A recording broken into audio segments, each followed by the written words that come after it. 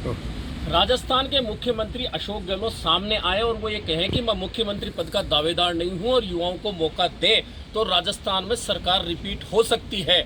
यह कहना है राजस्थान के कांग्रेस के सबसे वरिष्ठ विधायकों में से एक भरत सिंह का, जो प्रभारी सुखजिंदर सिंह रंधावा से मिलने के बाद मीडिया से बात कर रहे थे। उन्होंने कहा कि युवाओं को मौका दिया जाना चाहिए। मैं खुद कहता हूं कि मैं इस बार चुनाव नहीं लड़ूंगा और युवाओं को मौका मिले इसका मैं पक्षधर हूं। यानी कि उन्होंने अभी राजस्थान में जो अंतर्द्वंद चल रहा है कांग्रेस के नेताओं के बीच, उसमें बहुत बड़ी बात कह दी है। और उन्होंने ये भी कहा है, हालांकि सत्ता का मोह छूटता नहीं है, सत्ता का नशा शराब के नशे से भी ज़्यादा होता है, इसलिए ये मोह छूटता नहीं है। लेकिन उन्होंने अपनी तरफ से ये सुर्खी छोड़ दी है जो राजस्थान में चल रहे कांग्रेस के अंतर्द्वंद में आगे जाकर चर्चा का बड़ा विषय बनेगी।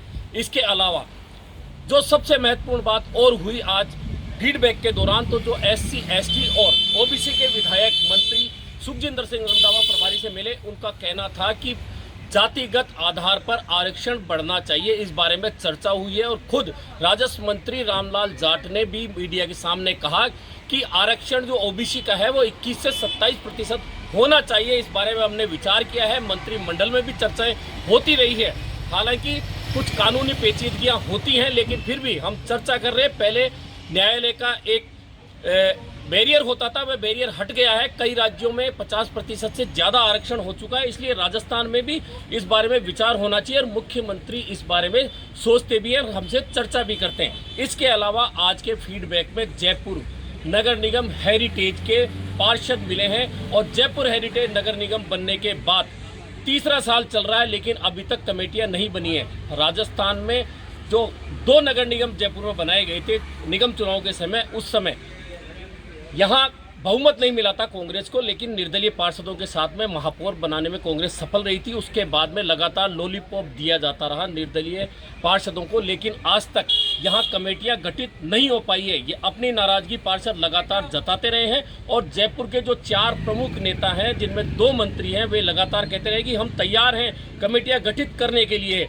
हमें कोई दिक्कत नहीं है। लेकिन इसके बावजूद कमेटियां गठित नहीं हो रही। पार्षद यही सवाल कर रहे हैं कि जब चारों नेताओं को दिक्कत नहीं है तो आखिरकार कमेटियां गठित हो क्यों नहीं रही है। कुल मिलाकर राजस्थान में कांग्रेस में नगर निगम से लेकर सरकार तक प्रतिद्वंदिता बनी हुई है, तकरार बनी हुई है, विवाद बने हुए हैं, लेकिन उनका सुलझाना नहीं हो रहा। वहीं उम्र को लेकर जब यही सवाल सुखजिंदर सिंह रंधावा से किया गया तो उन्होंने कहा कि कोई बैरियर नहीं है, क्योंकि हम क्या बड़े बेटे को घर से निकाल दें। यानी कि अभी तक कांग्रेस ने यह तय नहीं किया है कि युवाओं को ज़्यादा मौका दिया जाएगा। हालांकि उदयपुर संकल्प में 50% हिस्सा 50 से कम उम्र वालों को देने की बात हुई थी, लेकिन अभी जो रंधावा जी का बयान है उसके अनुसार ऐसा कोई फैसला नहीं लिया गया। हो सकता है आगे जाकर इस तरह की चर्चाएं हों, लेकिन अभी यह फीडबैक कार्यक्रम लगातार चलेंगे और बहुत सारी बातें निकल कर आएंगी। लेकिन सबसे बड़ी बात यही है जो भरत सिंह ने कही कि मुख्यमंत्री आगे आकर कहें कि मैं मुख्यमंत्री पद का दावेदार नहीं हूं और युवाओं को मौका मिले तो राजस्थान में सरकार रिपीट हो सकती है। लेकिन सबसे महत्वपूर्ण बात ईडी का जब से 3 दिन से कार्रवाई राजस्थान में शुरू हुई है, ईडी का डर कांग्रेस के नेताओं के चेहरों पर दिख रहा है और कहा जा रहा है कि कल जो मंत्रिमंडल की बैठक थी, मंत्रिमंडल की बैठक के बाद में जब प्रभारी रंधावा और अध्यक्ष गोविंद सिंह डोटासरा वहां पहुंचे और मंत्रियों से फीडबैक लिया गया, तो सबसे बड़ी बात ईडी को लेकर आई, ईडी की कार्रवाई को लेकर हुई।